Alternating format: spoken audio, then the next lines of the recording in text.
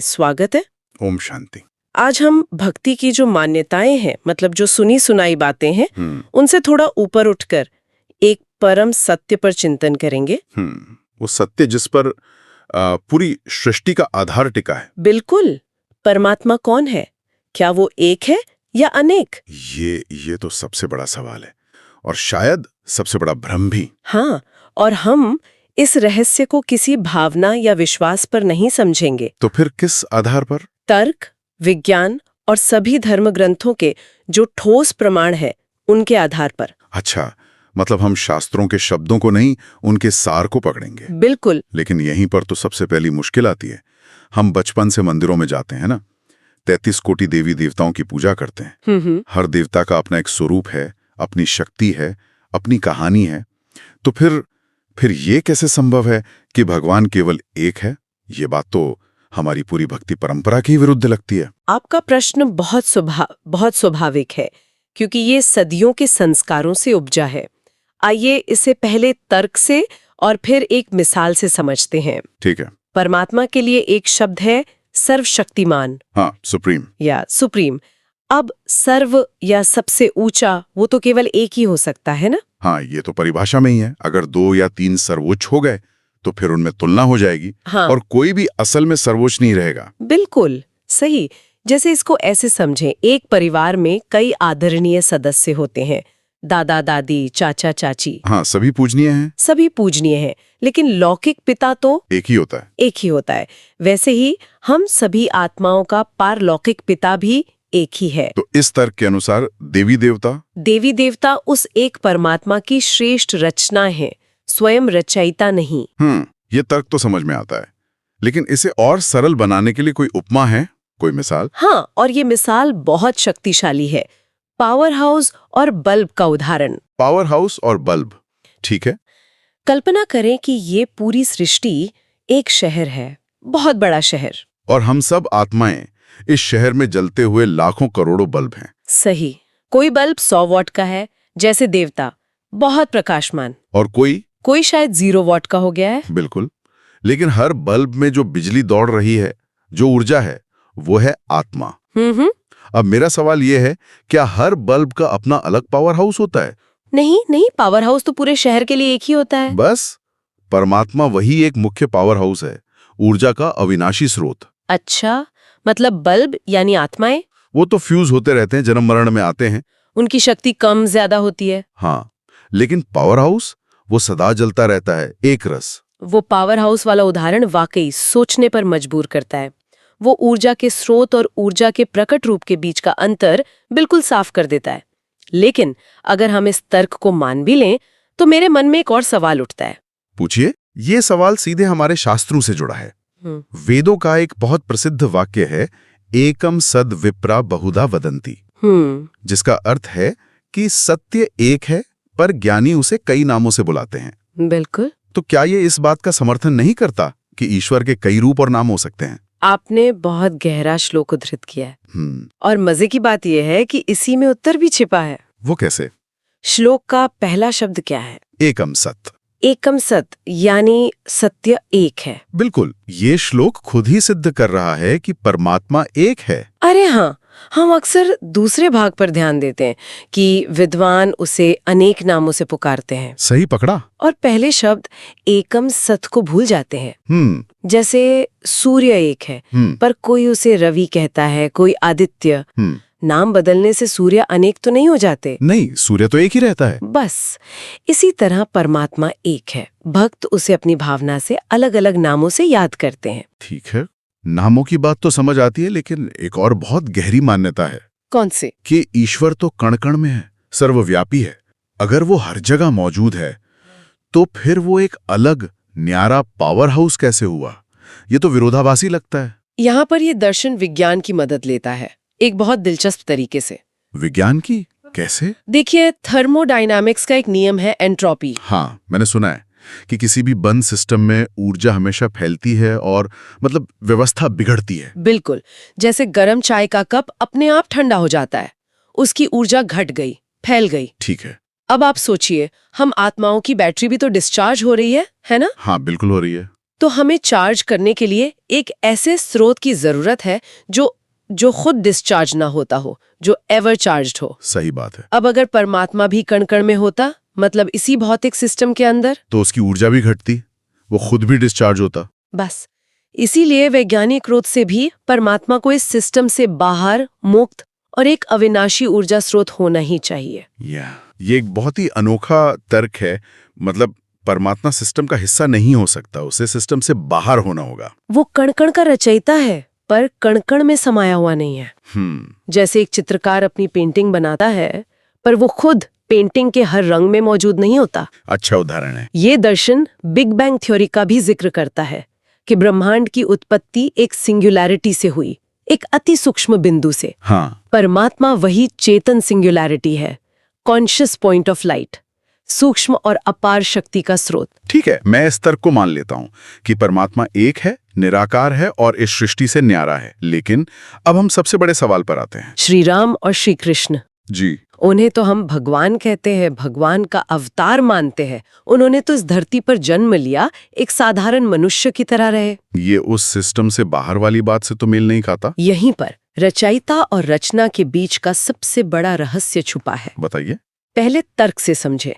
यदि परमात्मा माँ के गर्भ से जन्म ले, तो वो भी कर्म बंधन और प्रकृति के नियमों में बंध जाएगा। हाँ, ये तो है। तो जो स्वयं गर्भ जेल में है, वो दूसरों को मुक्ति कैसे दिलाएगा? ये बात तो सोचने वाली है। इसलिए परमात्मा का जन्म दिव्य और अलौकिक होता है। वो पैदा नहीं होता, वो अवतरित होता है, यानी प्रवेश करता है। पैदा होना और अवतरित होना, इन दोनों में क्या फर्क है? बहुत बड़ा फर्क है, और इसका सबसे बड़ा प्रमाण श्रीमद् भगवद गीता है। गीता में कहाँ? अध्याय 9 श्लोक 11 भगवान कहते हैं, अवजानन्ति मां मूढ़ा मानुषीम तनुमाश्रितम। इसका अर्थ क्या है? इसका अर्थ है, मूर्ख लोग मुझे नहीं पहचानते जब मैं एक साधारण मनुष्य तन का आश्रय लेता हूँ। आश्रय लेता हूँ। हाँ। यहाँ ध्यान देने वाला शब्द है आश्रितम, यानी आश्रय लेना, जन्म लेना नहीं। अच्छा, जैसे हम किसी दूसरे के घर का आश्रय लेते हैं। बिल्कुल वैसे ही परमात्मा एक साधारण तन का आश्रय लेता है। ये पर काया प्रवेश को सिद्ध करता है। यह व्याख्या तो बहुत ही सूक्ष्म है। मैंने ये श्लोक कई बार पढ़ा है, पर आश्रय शब्द पर इस नजरिए से कभी ध्यान नहीं दिया। और भी प्रमाण है।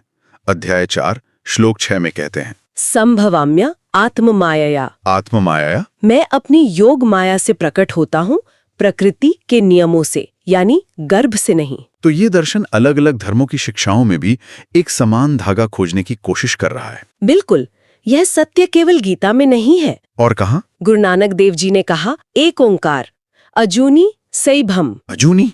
अजूनी का अर्थ है जो योनि या गर्भ से जन्म न ले। अच्छा। बाइबल कहती है गॉड इज लाइट, ईश्वर प्रकाश है। और कुरान? कुरान कहता है अल्लाहु नूरुस समावाती वल अर्द। इसका मतलब? अल्लाह आकाश और धरती का नूर है, प्रकाश है। सब उसी एक निराकार ज्योति स्वरूप पिता की ओर संकेत कर रहे हैं। ठीक है, अगर हम इस पूरी तर्क श्रृंखला को जोड़कर देखें कि परमात्मा एक है, सिस्टम से बाहर है और एक ज्योति बिंदु या प्रकाश है, तो एक आखिरी सवाल खड़ा होता है। पूरे भारत में शिवलिंग की पूजा क्यों होती है? वो तो एक ठोस भौतिक आकार है। ये आपके निराकार ज्योति के सिद्धांत से कैसे मेल खाता है? ये अंतिम और सबसे महत्वपूर्ण कड़ी है। अच्छा। इसका रहस्य लिंग शब्द के संस्कृत अर्थ में ही छिपा है। क्या अर्थ है इसका? संस्कृत में लिंग का अर्थ है चिन्ह या प्रतीक, सिंबल। चिन्ह या प्रतीक, तो शिवलिंग शिव का प्रतीक है। हाँ, आप इस पर ध्यान दें। भारत में राम, कृष्ण, देवियों सबकी मूर्तियां हैं। हाँ, जिनमें हाथ, पैर, मुख दिखाए जाते हैं, एक मानवीय आकार होता है। बिल्कुल, लेकिन केवल शिव का ही लिंग है, जो एक प्रतीक है, कोई मानवीय आकार नहीं। ये बात तो सही है, मैंने कभी इस तरह सोचा नहीं। तो ये अंडाकार पत्थर, ये उसी निराकार ज्योतिर्बिंदु परमात्मा का एक बड़ा समझने योग्य मॉडल है। एक मैग्निफाइड मॉडल। हाँ, ताकि हमारी बुद्धि उस निराकार को याद कर सके, उस पर ध्यान टिका सके। तो इस नजरिए से शिवलिंग उस निराकार ज्योति का एक साकार प्रतीक है, ये सोचना ही काफी अलग है। यथार्थ। और इसका सबसे बड़ा गवाह क्या है? भारत में 12 ज्योतिर्लिंग। अरे हाँ, नाम में ही ज्योति है। बिल्कुल, ये इस बात का प्रमाण है कि परमात्मा का वास्तविक स्वरूप ज्योति ही है। ये उसी एक निराकार शक्ति की याद दिलाता है जिसकी इबादत इस्लाम में नूर के रूप में की जाती है। और हजरे अस्वद मतलब मक्का के पत्थर को चूमकर भी की जाती है। हाँ, वो भी उसी निराकार शक्ति की निशानी है। तो कुल मिलाकर ये विचारधारा अलग अलग प्रतीकों, शब्दों और शास्त्रों की पुनर्व्याख्या करके एक बहुत ही सुसंगत तस्वीर पेश करती है। हर टुकड़ा एक दूसरे से जुड़ता हुआ लग रहा है। बिल्कुल। तो मेरे मीठे ईश्वरीय परिवार, सभी शास्त्र एक ही दिशा में इशारा कर रहे हैं। पहला स्वरूप, परमात्मा एक ज्योति बिंदु है, पॉइंट ऑफ लाइट। दूसरा अवतरण, हाँ, वह गर्भ से जन्म नहीं लेता, बल्कि एक साधारण रथ यानी ब्रह्मा तन में अवतरित होता है, प्रवेश करता है। और तीसरा सबसे महत्वपूर्ण, एकता, वह एक है, बाकी सभी देवी देवता उसकी सर्वश्रेष्ठ रचना है। वेद, गीता, उपनिषद, गुरु ग्रंथ साहिब, बाइबल, कुरान, सब उस एक निराकार ज्योति स्वरूप पिता की ओर ही संकेत कर रहे हैं। आज की इस चर्चा के बाद एक बात तो साफ है, जिन मान्यताओं को हम अक्सर बिना सवाल किए मान लेते हैं, उनके पीछे कितने गहरे और अलग-अलग दार्शनिक तर्क छिपे हो सकते हैं। बिल्कुल। तो आज की इस चर्चा के बाद एक विचार अपने मन में मंथन के लिए छोड़ जाए। अगर हम सभी आत्माएं उस एक परमपिता की संतान हैं, तो हम सब आपस में क्या हुए? और अगर वो ज्ञान का सागर पिता अब इस सत्य को बताने के लिए स्वयं इस धरा पर अवतरित हो चुका है, तो हमारी जिम्मेदारी क्या बनती है? आज हम एक बहुत गहरे प्रश्न पर विचार करेंगे। एक ऐसा सवाल जो शायद हर सोचने वाले इंसान को कभी ना कभी उलझाता जरूर है। बिल्कुल। सवाल है कि अगर परमात्मा मतलब सृष्टि का रचयिता एक है, तो फिर धर्म के नाम पर इतना संघर्ष क्यों? लेकिन यहीं पर तो पहला सवाल उठता है, हम ये मान ही कैसे लें कि परमात्मा एक है? जब हम दुनिया में देखते हैं तो कोई कहता है 33 करोड़ देवी देवता हैं, कोई कहता है कि भगवान तो कण कण में है। सही बात है। हर धर्म का अपना एक भगवान है, अपना पैगंबर है। तो जब इतने सारे रूप और नाम सामने हैं, तो फिर एक कैसे? ये तो बहुत बड़ा भ्रम पैदा करता है। आपका प्रश्न बहुत स्वाभाविक है और इसी भ्रम को आज हम सुलझाने की कोशिश करेंगे। अच्छा, देखिए, एक बहुत सीधा सा तर्क है। क्या कभी ऐसा हो सकता है कि एक राज्य के अनेक राजा हों? नहीं, वो तो संभव नहीं है। अगर होंगे तो टकराव और संघर्ष तो निश्चित है। बस, तो फिर इस इतनी बड़ी सृष्टि का रचयिता, सारे विश्व का पिता, वो तो एक ही हो सकता है ना? ठीक है, तर्क के लिए ये बात मान भी लें, पर फिर भी ये जो अलग अलग धर्म है, ये कहाँ से आए? इसी गुत्थी को सुलझाने के लिए आइए हम अपने मन में एक विशाल कल्प वृक्ष का चित्र बनाएं। कल्प वृक्ष मतलब एक बरगद के पेड़ जैसा? हाँ, बिल्कुल, एक विशाल पेड़। अब सोचिए, उस विशाल वृक्ष का बीज कितने होते हैं? बीज तो एक ही होता है। एक ही। वो बीज है निराकार परमात्मा। अब जब पेड़ उगता है तो शुरू में क्या होता है? एक ही मोटा तना होता है। हाँ, एक ही तना होता है। यह है सत्युग की निशानी है, जहां केवल एक ही धर्म था, आदि सनातन देवी देवता धर्म। मतलब कोई दूसरा धर्म था ही नहीं? कोई दूसरा धर्म नहीं था, इसलिए द्वैत या लड़ाई का कोई सवाल ही नहीं था। अच्छा, तो फिर ये बाकी धर्म मतलब जो शाखाओं की आप बात करें, वो कब निकली? समय के साथ, जिसे द्वापर युग कहते हैं, उस एक तने से अलग अलग मोटी डालियां निकली। जैसे डालियों से भी छोटी छोटी टहनियां निकली। हाँ, जैसे शिया सुन्नी या कैथोलिक प्रोटेस्टेंट। तो लड़ाई क्यों शुरू हुई? अगर सब एक ही पेड़ का हिस्सा हैं, तो फिर ये संघर्ष क्यों? संघर्ष इसलिए शुरू हुआ क्योंकि ये शाखाएं और टहनियां ये भूल गईं कि वे सब एक ही तने और एक ही बीज से जुड़ी हैं। अच्छा। हर टहनी खुद को पूरा पेड़ समझने लगी। धर्म की जो विविधता पेड़ की सुंदरता थी, वो संघर्ष बन गई। हाँ, बीज को भूलने के कारण वो संघर्ष बन गई। ये बिल्कुल एक परिवार की कहानी जैसा है। मान लीजिए पिता एक है, उसके 4 बच्चे अलग अलग शहरों में जाके बस गए। ठीक है। अब समय के साथ उनके बच्चे और उनके भी बच्चे वो अपने दादा को भूल गए और आपस में लड़ने लगे कि केवल हमारा परिवार ही असली है। ये भूल कर कि उन सब का मूल स्रोत एक ही पिता है। बिल्कुल। ठीक है, ये वृक्ष का उदाहरण मुझे समझ आया, ये काफी हद तक स्पष्ट करता है। लेकिन मेरे मन में एक और गहरा सवाल है। अगर पिता एक था, तो उसने अपने अलग अलग बच्चों को, मतलब अलग अलग पैगंबरों को अलग अलग संदेश क्यों दिए? बहुत अच्छा प्रश्न है। इब्राहिम, बुद्ध, ईसा, मोहम्मद, इन सब की शिक्षाओं में कुछ तो भिन्नता है। एक ही संदेश सबको क्यों नहीं दिया गया? इसे विज्ञान की दृष्टि से समझिए। विज्ञान की दृष्टि से? हाँ, क्या एक कुशल डॉक्टर हर मरीज को एक ही दवा देता है? नहीं नहीं, बिल्कुल नहीं। वो तो रोग, समय और मरीज की अवस्था देखकर ही अलग अलग दवा देगा। बस इसी तरह धर्मपिताओं ने उस समय और उस समाज की जरूरत के अनुसार ज्ञान की डोज दी। ज्ञान की डोज मतलब उस समय समाज में जिस आध्यात्मिक बीमारी का जोर था उसे ठीक करने का ज्ञान दिया। इसको थोड़ा और उदाहरण से समझाएंगे? जरूर। आप एक प्रिज्म का प्रभाव जानते हैं? हाँ, प्रिज्म, जिससे सफेद रोशनी 7 रंगों में बट जाती है। बिल्कुल। कल्पना कीजिए कि सूर्य का सफेद प्रकाश, जो परमात्मा या एक सत्य का प्रतीक है, वो एक प्रिज्म से गुजरता है। ठीक है। प्रिज्म से निकलने के बाद वो एक प्रकाश 7 अलग-अलग रंगों में बट जाता है, विब की ओर। अब अगर लाल रंग कहे कि मैं ही असली प्रकाश हूं और नीले रंग से लड़े तो ये उसके अज्ञानता है। क्योंकि सत्य तो ये है कि सभी रंग उसी एक सफेद प्रकाश से निकले हैं। बिल्कुल। जहां रेगिस्तान में मारकाट थी, वहां समाज को अनुशासन के रंग की किरण की जरूरत थी, जो इस्लाम लेकर आया। अच्छा।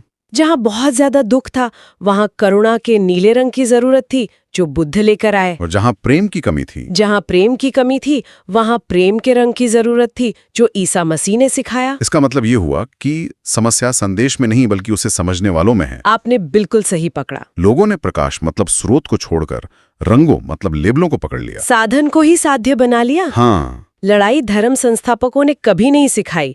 लड़ाई उनके जाने के बाद उनकी शिक्षाओं की व्याख्या करने वालों ने शुरू की। और ये अहंकार आ गया कि मेरा भगवान तुम्हारे भगवान से बड़ा है। इसे ही आध्यात्मिक अहंकार कहते हैं। तो इस आध्यात्मिक अहंकार और देह के लेबल, जैसे मैं हिंदू हूं, मैं मुस्लिम हूं, इनसे बाहर कैसे निकलें? इसका स्थायी समाधान क्या है? इसका मूल कारण और समाधान दोनों ही रूहानी ज्ञान में छिपा है। कैसे? देखिए, इसका मूल कारण है आत्मा की शक्ति का क्षय होना। शक्ति का क्षय? जैसे मोबाइल की बैटरी डिस्चार्ज होती है वैसे? बिल्कुल सही उदाहरण है।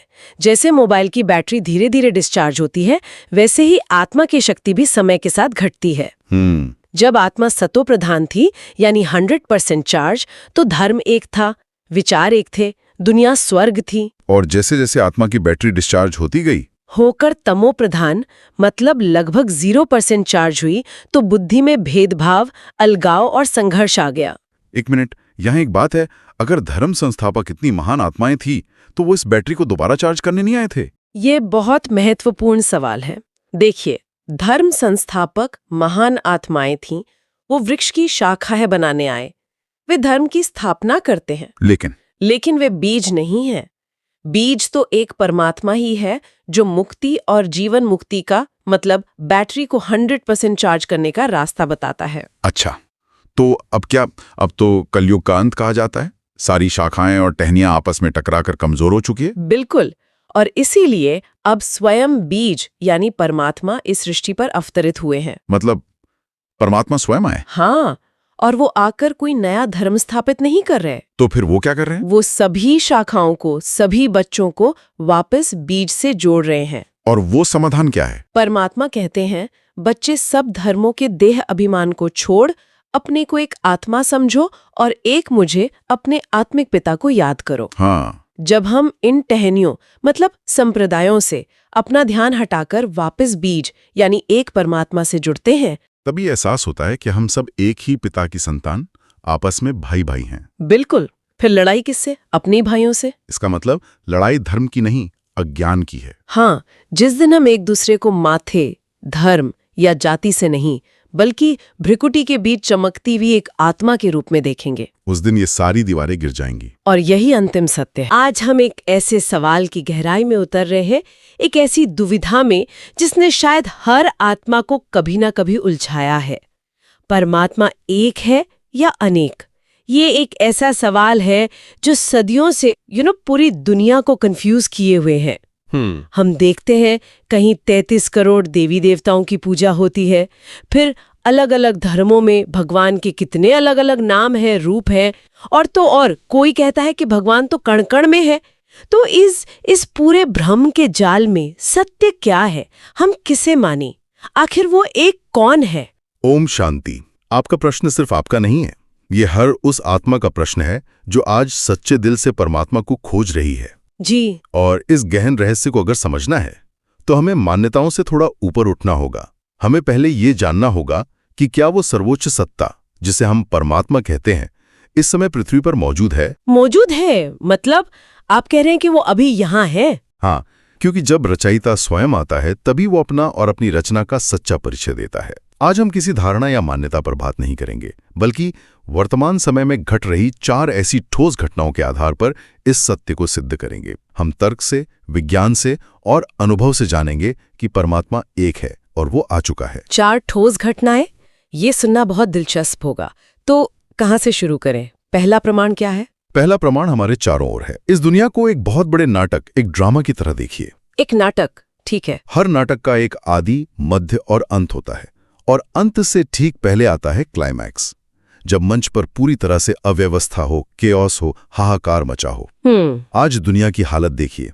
पर्यावरण, राजनीति, धर्म, परिवार, हर क्षेत्र में एक चरम की अव्यवस्था है। ये महाविनाश जैसा दृश्य ही महानिर्माणकर्ता के आगमन का सबसे बड़ा सबूत है। अच्छा। सोचिए, जब नाटक अपने सबसे उलझे हुए मोड़ पर होता है, तब कहानी को एक हैप्पी एंडिंग, एक सुखांत देने के लिए कौन सामने आता है? नाटक का डायरेक्टर। बिल्कुल, इस सृष्टि रूपी नाटक का डायरेक्टर। वो एक ये बात तो मैं मानती हूँ कि दुनिया में उथल पुथल तो बहुत है, पर ये कैसे मान लें कि कोई एक ही डायरेक्टर है? मतलब इतने सारे धर्म हैं, उनके अपने अपने भगवान हैं। हो सकता है वो सब मिलकर कोशिश कर रहे हो इस नाटक को ठीक करने की। बहुत अच्छा प्रश्न है, और यहीं पर हमारा प्रूफ प्रोटोकॉल काम आता है। पहले तर्क यानी लॉजिक से समझिए। एक नाटक का एक ही डायरेक्टर होता है जो उसकी कहानी और उसका अंत तय करता है। ठीक है। अगर अनेक डायरेक्टर होंगे तो क्या होगा? सबके अपने अपने आइडिया होंगे, टकराव होगा और नाटक सुधरने के बजाय और बिगड़ जाएगा। इस सृष्टि का सुखांत यानी सत्युग लाना किसी एक ही शक्ति का काम हो सकता है, अनेक का नहीं। लॉजिक तो सही है। अब इसे एक उपमा, एक मेटाफर से देखिए। जब एक जहाज गहरे तूफान में फंस जाता है तो उसे निकालने के लिए कितने कप्तान होते हैं? एक ही होता है। एक। अगर अनेक कप्तान होंगे तो जहाज का क्या होगा? वो तो डूब जाएगा।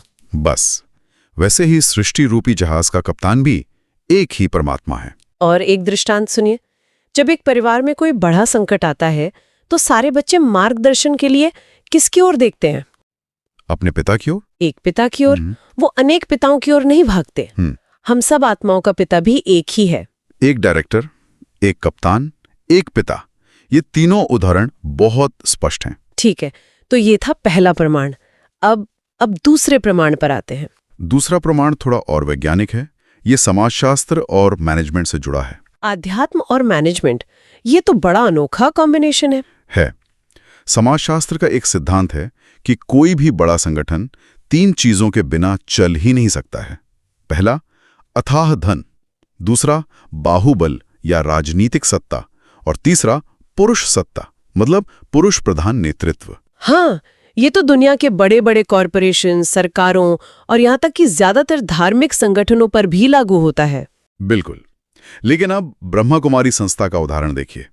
ये विश्व का एकमात्र सबसे बड़ा आध्यात्मिक संगठन है जिसका संचालन पूरी तरह से महिलाएं यानी माताएं बहनें करती हैं। ये तो सच है, ये बहुत यूनिक है। ये संस्था किसी से चंदा नहीं मांगती, इसके पास कोई राजनीतिक शक्ति नहीं है। फिर भी 140 देशों में ये संगठन इतनी पवित्रता और अनुशासन से कैसे चल रहा है? ये सोचने वाली बात तो है। ये किसी भी ह्यूमन लॉजिक से परे है। विज्ञान कहता है every effect has a cause. बिल्कुल। इस अलौकिक प्रभाव का कारण क्या हो सकता है? तो आपके तर्क के अनुसार इसका कारण भी कोई अलौकिक शक्ति ही होगी। एक सुपरनैचुरल पावर, एक सीईओ जो इस संगठन को चला रहा है। अच्छा, लेकिन यहाँ भी मेरा वही सवाल है। ये संगठन अद्भुत है, मैं मानती हूँ, पर क्या ये दैवीय शक्तियों के एक समूह का काम नहीं हो सकता? हम क्यों माने कि इसके पीछे कोई एक ही शक्ति है? फिर से तर्क पर आते हैं।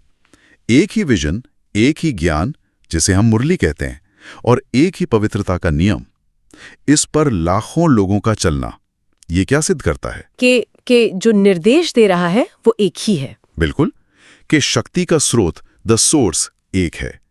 यदि अनेक शक्तियां होती तो उनके विचारों और नियमों में भिन्नता जरूर होती, कहीं न कहीं टकराव होता। इसकी उपमा है सूर्य। सूर्य एक है, पर उसकी किरणें पूरी पृथ्वी को जीवन देती हैं।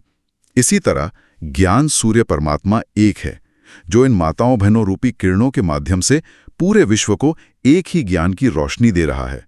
सूर्य और किरणों का उदाहरण ये बहुत सुंदर है। और दृष्टांत, एक सफल मल्टीनेशनल कंपनी का एक ही सीईओ होता है ना? जी। जिसका एक विजन पूरी कंपनी को दिशा देता है। ऐसा तो नहीं होता कि हर देश का अपना अपना सीईओ हो। इस ईश्वरीय विश्वविद्यालय का सीईओ भी एक ही है। ठीक है, ये दूसरा प्रमाण भी बहुत तार्किक तरीके से आपने समझाया। अब तीसरा प्रमाण क्या है? तीसरा प्रमाण जुड़ा है दुनिया के सभी धर्म ग्रंथों से। हजारों शास्त्र एक तरह से बंद तालों की तरह हैं। बंद ताले मतलब उनमें ज्ञान तो है, पर उनके गहरे रहस्य, जैसे शिव और शंकर का अंतर क्या है, या सृष्टि चक्र की सही अवधि कितनी है। हाँ, इन पर तो सदियों से विद्वान भी एकमत नहीं हो पाए हैं। बिल्कुल, ये ताले बंद थे। लेकिन 1936-37 के बाद एक ज्ञान मुरली प्रकट हुआ और उसने इन सभी जटिल रहस्यों के तालों को एक ही मास्टर की से खोल दिया। और आप कह रहे हैं कि वो मास्टर की ब्रह्मा कुमारीज का ज्ञान है। तर्क ये है कि ताला वही खोल सकता है जिसके पास मास्टर चाबी हो। और मास्टर चाबी हमेशा किसके पास होती है? ताला बनाने वाले के पास, क्रिएटर के पास। तो सभी शास्त्रों के रहस्यों का अचानक इतना सरल हो जाना यही सिद्ध करता है कि ज्ञान का सागर स्वयं धरती पर है। लेकिन हर धर्म तो यही दावा करता है कि अंतिम सत्य उनके अपने ग्रंथ में है। हमें कैसे मान लें कि यही ज्ञान वो मास्टर की है और इसे देने वाला कोई एक ही है? बातों का सार स्पष्ट करता है। ये बताता है कि सब एक ही सच्चाई की ओर इशारा कर रहे थे। ये प्रमाण है कि इसका स्रोत सबसे ऊपर एक है। तो ये जोड़ने का काम करता है, तोड़ने का नहीं। बिल्कुल। इसकी उपमा ऐसे है जैसे कोई डॉक्टर जो सभी बीमारियों का इलाज जानता हो, वो स्पेशलिस्ट कहलाता है। वैसे ही जो ज्ञान आत्मा के हर प्रश्न का समाधान दे, उसका स्रोत ज्ञान का सागर एक ही हो सकता है, अनेक नहीं। दृष्टांत के लिए सोचिए, जब कोई बहुत जटिल मशीन जैसे कोई सैटेलाइट खराब हो जाती है तो उसे कौन ठीक कर सकता है? उसे बनाने वाला इंजीनियर ही कर सकता है। हाँ, बाकी सब तो केवल अनुमान लगाएंगे। ये सृष्टि भी एक जटिल रचना है और इसका रचयिता एक ही है जो अब आकर इसके रहस्य बता रहा है। ठीक है, ये तीसरा प्रमाण भी बहुत गहरा है। अब आपका चौथा और अंतिम प्रमाण क्या है? चौथा प्रमाण सबसे शक्तिशाली है, क्योंकि ये किसी किताब या तर्क पर नहीं बल्कि जीते जागते इंसानों पर आधारित है। मतलब व्यक्तिगत अनुभव पर? हाँ, मनोविज्ञान कहता है कि एक वयस्क व्यक्ति के गहरे संस्कार जैसे क्रोध, काम, कोई नशा, इन्हें बदलना लगभग असंभव है। ये तो सच है। लोग बदलना चाहते हैं पर बदल नहीं पाते। लेकिन आज लाखों ब्रह्मा कुमार कुमारियां हैं जो गृहस्थ में रहते हुए पवित्रता का जीवन जी रहे हैं, जिनकी बरसों पुरानी क्रोध और व्यसन की आदतें बिना किसी दवाई या दबाव के सिर्फ एक लगन से मेरा बाबा कहने से छूट रही हैं। हाँ, ये परिवर्तन तो मैंने भी देखा है और ये वाकई अविश्वसनीय लगता है। ये जो मैस ट्रांसफॉर्मेशन है, ये सामूहिक परिवर्तन, ये किसी मनुष्य गुरु के बस की बात नहीं है। यह उस एक परमात्मा की शक्ति का लिविंग सर्टिफिकेट है जो मिट्टी को सोना बना रही है। पर इसमें एक सवाल है, अब मैं थोड़ी और विनम्रता से पूछ रही हूँ। ये जो अविश्वसनीय परिवर्तन है, क्या ये केवल दृढ़ इच्छा शक्ति, एक स्ट्रॉन्ग विल पावर का परिणाम नहीं हो सकता? इसे सीधे एक परमात्मा से क्यों जोड़ें? बहुत अच्छा सवाल है। तर्क से समझिए। लाखों लोगों में एक साथ एक ही प्रेरणा से इतना गहरा और एक जैसा परिवर्तन तभी संभव है जब आकर्षण का केंद्र यानी चुंबक एक हो और बेहद शक्तिशाली हो। वो एक परलौकिक चुंबकीय परमात्मा है जो सभी आत्मारूपी सुइयों को अपनी ओर खींच रहा है। एक चुंबक और लाखों सुइयां। और उपमा है पारस पत्थर की। पारस एक ही पत्थर होता है जो लोहे को सोना बनाता है। दुनिया में अनेक पारस नहीं होते। वो एक परमात्मा ही पारसनाथ है जो मनुष्य को देवता बना रहा है। और दृष्टांत, एक कक्षा में एक शिक्षक 40 बच्चों को पढ़ाता है, पर सबका परिणाम अलग अलग होता है ना? जी बिल्कुल। लेकिन यहाँ लाखों लोग एक समान योगी और पवित्र जीवन अपना रहे हैं। ये सिद्ध करता है कि पढ़ाने वाला कोई साधारण गुरु नहीं, बल्कि स्वयं जगत गुरु एक परमात्मा है। वाह, 4 प्रमाण। हाँ, विश्व का क्लाइमैक्स और एक निर्देशक का आगमन, अलौकिक संगठन और उसका एक सुपरनैचुरल सीईओ, सभी शास्त्रों के रहस्य और एक मास्टर की, और लाखों का परिवर्तन और एक पारस। ये चारों प्रमाण एक ही दिशा में इशारा करते हैं। ये सिद्ध करते हैं कि सर्वोच्च शक्ति एक है, अनेक नहीं, और वो इस समय गुप्त रूप से अपना कार्य कर रही है। आज इन तर्कों और प्रमाणों से सच में मेरी बुद्धि का ताला खुल गया है। यह बिल्कुल स्पष्ट है कि जैसे सृष्टि का रचयिता एक है, वैसे ही हम सभी आत्माओं का पिता भी एक ही परमात्मा है। देवी देवता पूजनीय है, बहुत ऊंची आत्माएं हैं, पर वे रचयिता नहीं है। रचयिता तो एक ही है। एक ही परमात्मा का स्वरूप क्या है? क्या वो एक है या अनेक? हमारा आज का लक्ष्य है इस महाभ्रम को तर्क और विज्ञान की कसौटी पर कसना और यह समझना कि रचता वास्तव में एक ही कैसे हो सकता है। लेकिन ये कहना तो बहुत आसान है। हम तो मतलब बचपन से ही शिव शंकर को एक ही मानते आए हैं। बिल्कुल। उनकी पूजा भी करते हैं। तो फिर ये जो त्रिमूर्ति हैं, ब्रह्मा विष्णु शंकर, ये सब कौन है? क्या ये भगवान नहीं है? ये भ्रम तो बहुत ही गहरा है। इसे कैसे दूर किया जा सकता है? आपका प्रश्न बहुत स्वाभाविक है और बिल्कुल सही जगह पर है। चलिए इसी पहले और सबसे महत्वपूर्ण उलझन से शुरू करते हैं और शिव और शंकर के बीच के महाअंतर को समझते हैं। हाँ, कृपया इसी को पहले स्पष्ट कीजिए। हम शिवरात्रि मनाते हैं, शंकर जी की पूजा करते हैं, और फिर आप कहते हैं कि दोनों अलग हैं।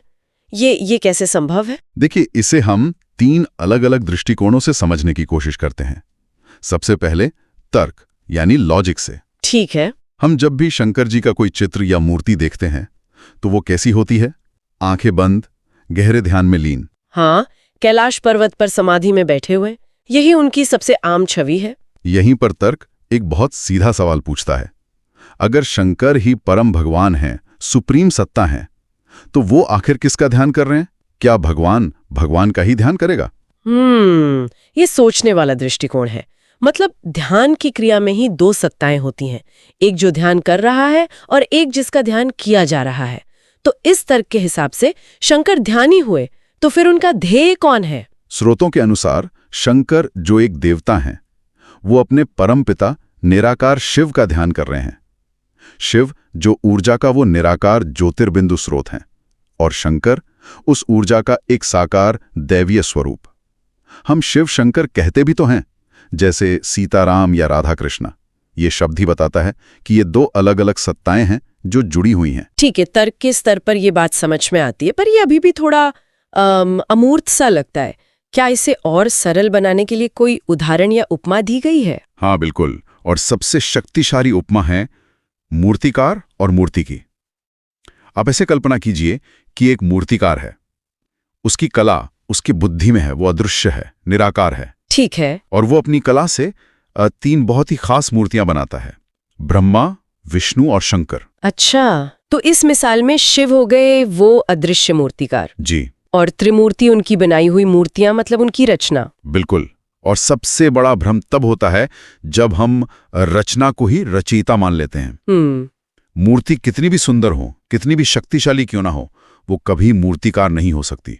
मूर्तिकार तो हमेशा अपनी रचना से परे होता है। जैसे आकाश में सूर्य एक है, लेकिन उसका प्रतिबिंब हजारों तालाबों में दिख सकता है। वो प्रतिबिंब सूर्य नहीं है, बस उसका एक अंश है। ये मूर्तिकार और मूर्ति का उदाहरण बहुत स्पष्ट है, लेकिन यहाँ एक और बात उठ सकती है। कोई कह सकता है कि मूर्तिकार की असली पहचान तो उसकी मूर्ति से ही होती है, बिना मूर्ति के हम उसकी कला को कैसे जानेंगे? तो क्या इस नजरिए से दोनों अविभाज्य नहीं है? बहुत गहरा सवाल है। देखिए, पहचान होना और एक हो जाना ये 2 अलग बातें हैं। पहचान के लिए मूर्ति जरूरी है, पर मूर्तिकार के अस्तित्व के लिए नहीं। वो मूर्ति के बिना भी मौजूद है।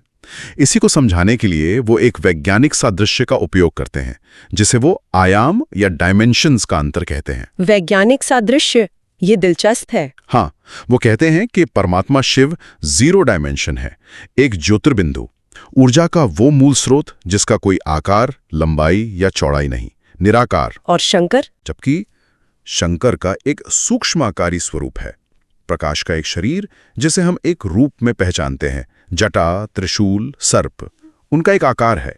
इसीलिए तो मंदिरों में भी निराकार शिवलिंग की स्थापना अलग होती है, जो उस निराकार ऊर्जा का प्रतीक है, और शंकर की मूर्ति अलग होती है, जो उनके आकारी स्वरूप को दिखाती है। तो अगर हम इस पूरी तर्क श्रृंखला को एक साथ देखें, तो ध्यान करने वाला ध्येय से अलग है, रचना रचयिता से अलग है, और आकारी स्वरूप निराकार स्रोत से अलग है। ये वाकई में शिव और शंकर के बारे में सोचने का एक बिल्कुल नया तरीका है। सही कहा। निष्कर्ष ये है कि शिव वो सुप्रीम पावर हैं जो शंकर के द्वारा भी अपना कार्य कराते हैं।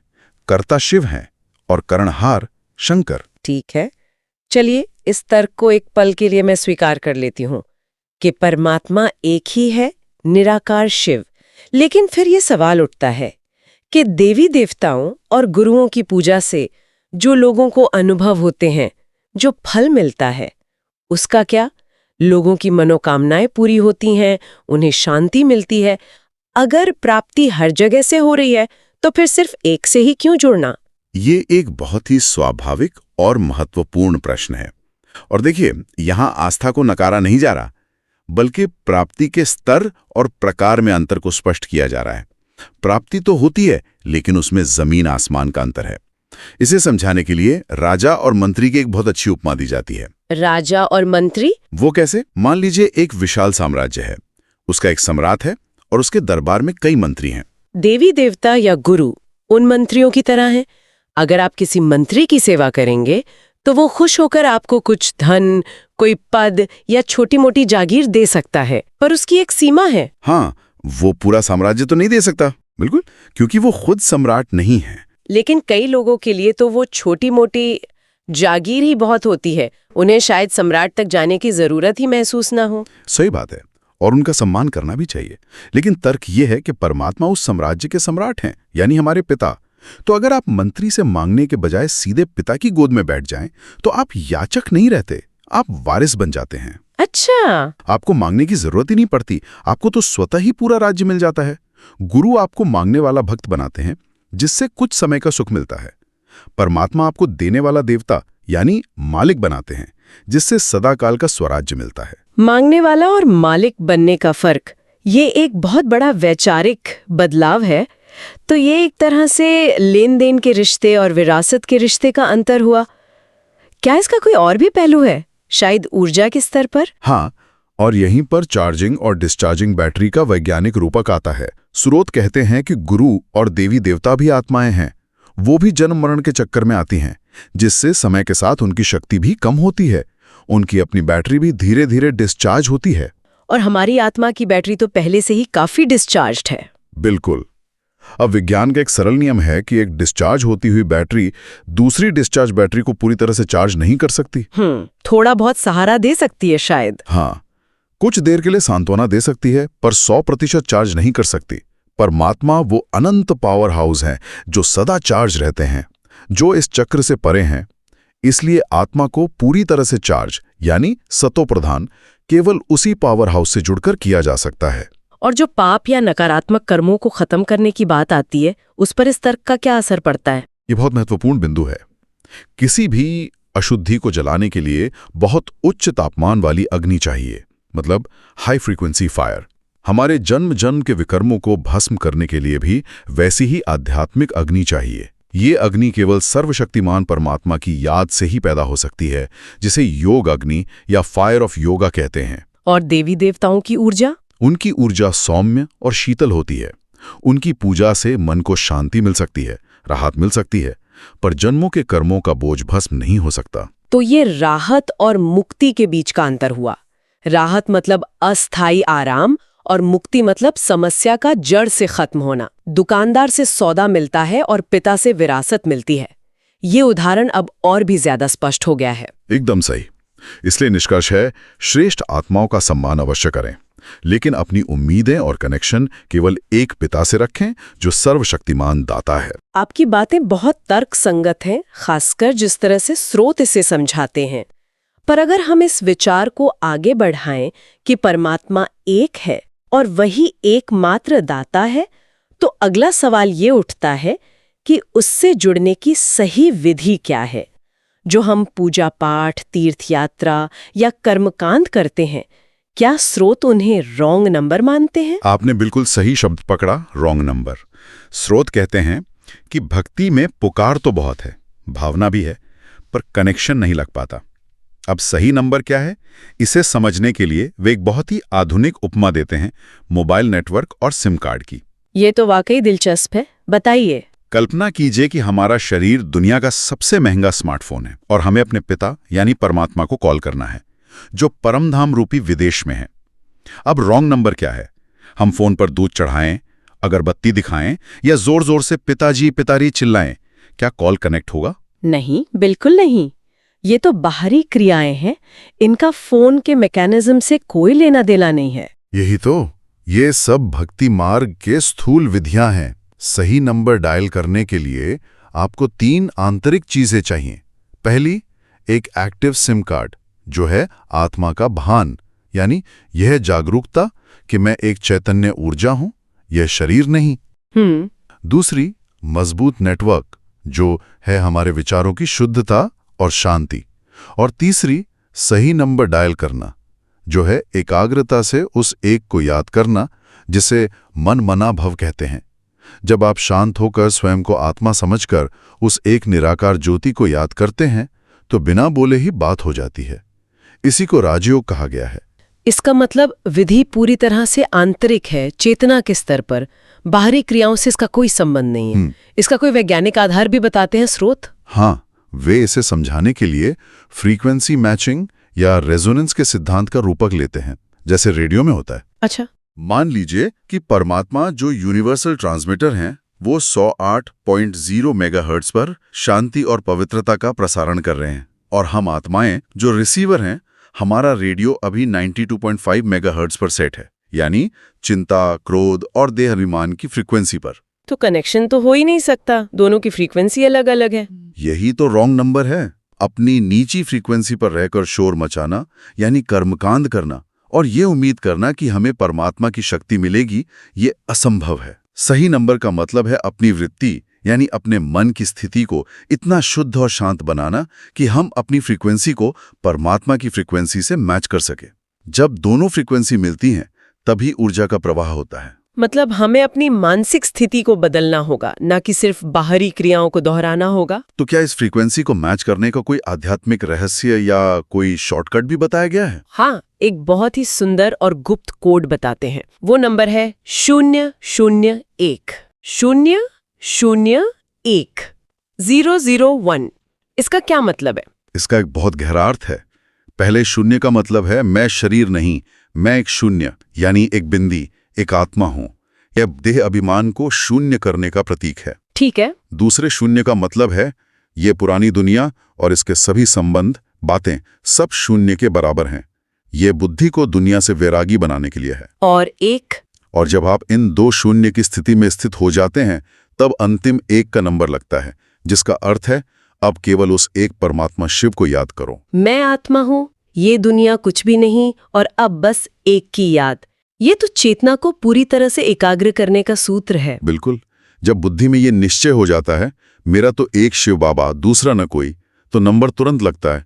लेकिन जब हमारी बुद्धि में होता है मेरा परिवार, मेरा काम, मेरी चिंता और हाँ बाबा आप भी, तो लाइन हमेशा व्यस्त मिलती है। लाइन क्लियर रखो तो कनेक्शन तुरंत मिलेगा। तो आज हमने इन स्रोतों के माध्यम से जो समझा वो ये है कि परमात्मा से कनेक्शन किसी कर्मकांड या मध्यस्थ पर निर्भर नहीं है, बल्कि यह पूरी तरह से चेतना के परिवर्तन का खेल है। देह के भान से आत्मा के भान में स्थित होना, अनेक से अपनी बुद्धि हटाकर एक पर टिकाना ही सही नंबर डायल करना है। सही मायने में यह भीड़ से निकलकर एकांत की और शोर से निकलकर सच्ची शांति की एक आंतरिक यात्रा है। ये एक ऐसा दृष्टिकोण है जो पूजा के तरीके को पूरी तरह से बदल देता है, बाहर से भीतर की ओर ले जाता है। और ये अपने आप में एक बहुत बड़ा विचार है जिस पर चिंतन किया जा सकता है। यह हमें सोचने पर मजबूर करता है कि क्या हमारी आध्यात्मिक ऊर्जा सही दिशा में लग रही है या फिर हम सिर्फ व्यस्त हैं, कनेक्टेड नहीं। आपको ये गोहीय ज्ञान कैसा लगा? कमेंट में बताएं। क्या अब भी आप परमात्मा को अनेक मानते हैं या सिर्फ एक? यदि कोई प्रश्न हो तो आप YouTube कमेंट में पूछिए या अपना विचार बताएं। ओम शांति।